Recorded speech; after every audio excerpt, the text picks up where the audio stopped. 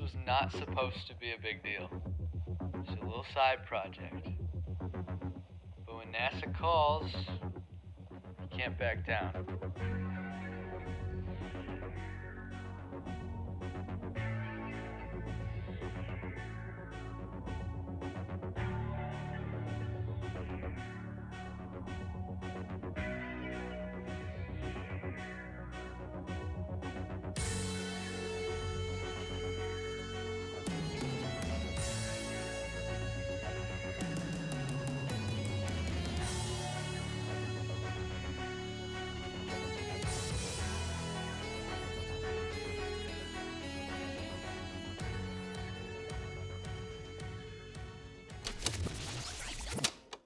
Welcome to Far Out Foods, where we've created the Exo Garden. So there was this small team of engineers growing mushrooms in space, and I had been invited to film it. Long story short, that little video I made helped contribute to a $10,000 NASA grant and a trip to the next round. Not too shabby, right? So when the next NASA challenge was announced and the same team was ready to be formed, I was now here from the start.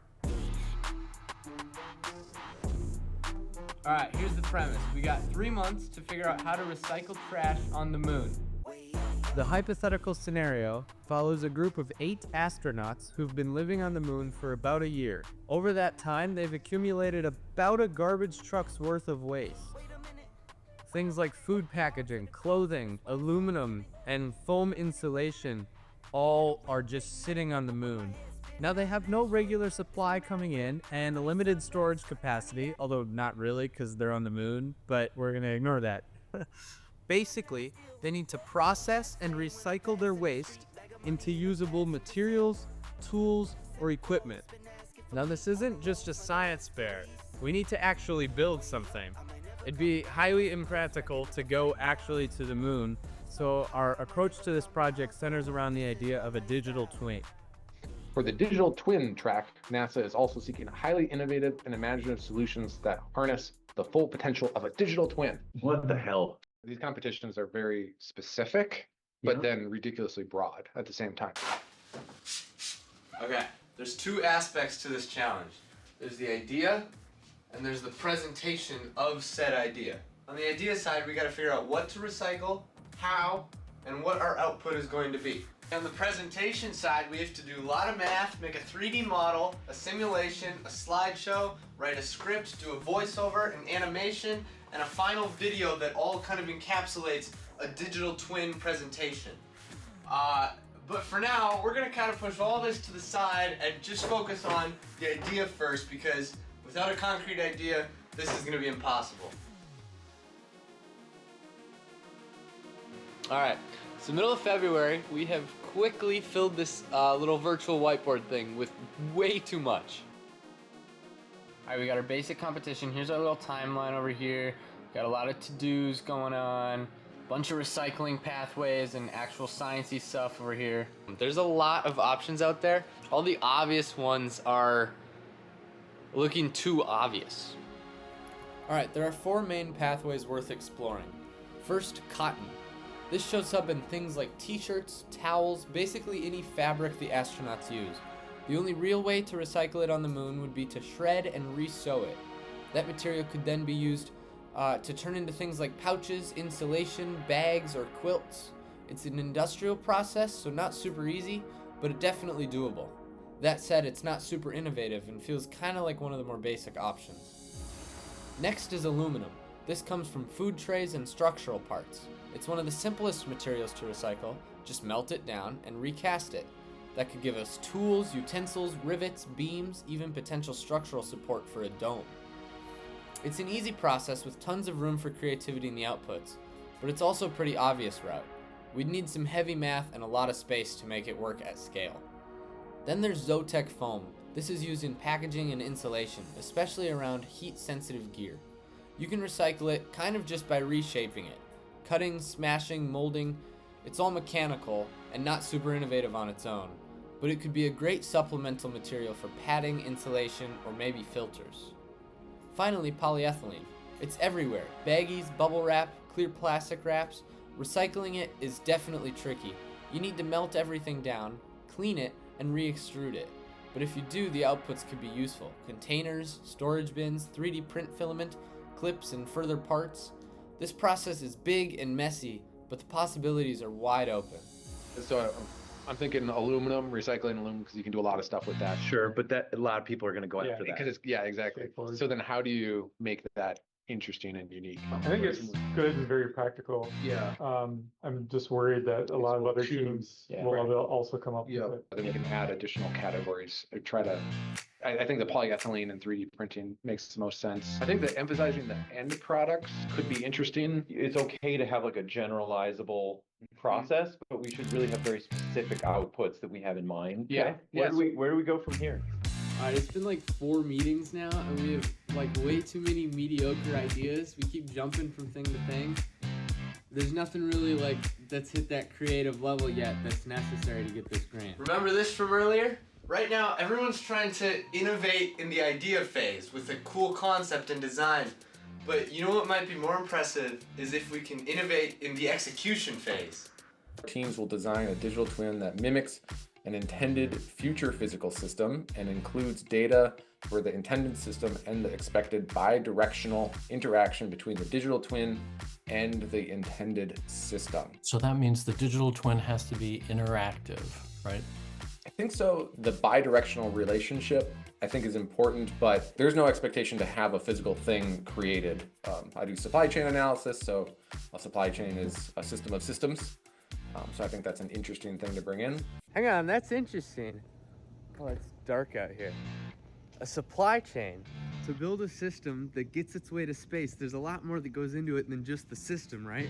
So can we innovate by taking that all into account, by making a supply chain of every piece that's necessary and measure the environmental and economic impacts of each step in the process as we build our thing as like a third thing? So if we innovate on all 3 fronts, just another front of innovation, would that work? Not only is a supply chain another thing added on, but it's a digital twin within itself, a system of systems that is bi-directional to real world inputs and changes as the real world inputs change.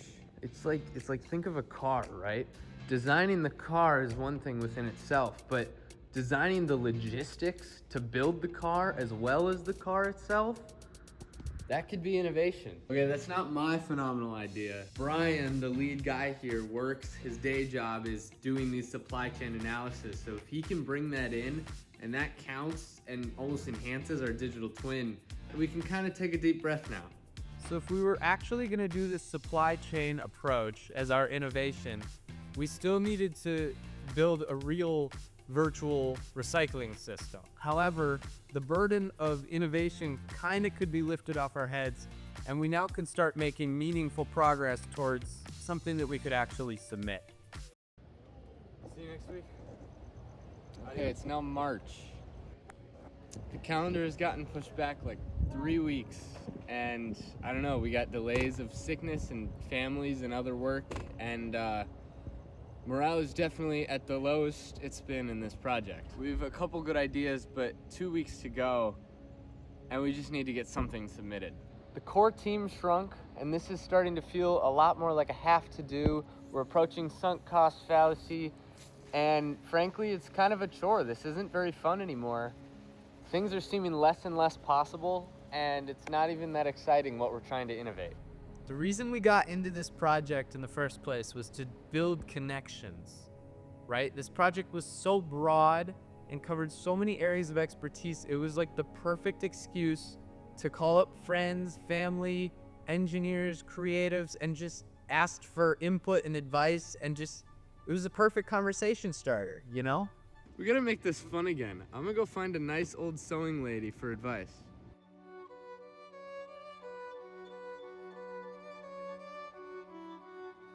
Let's say this is the front. Sure. So you take this fusible interfacing, this is the adhesive part, and you put it on here like this, and you put an iron to it. We take these, and they have that, stick them on the back.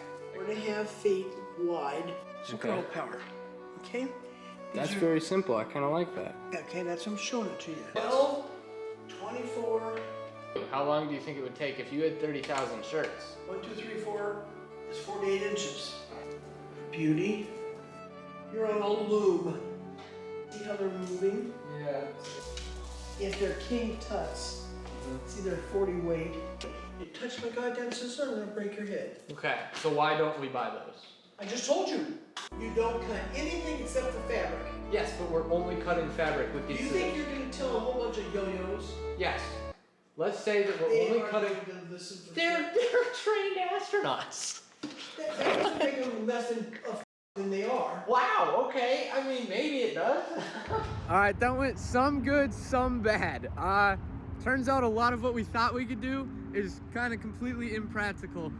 We now have like 6 days left, like a weekend, and we have not even started the execution phase.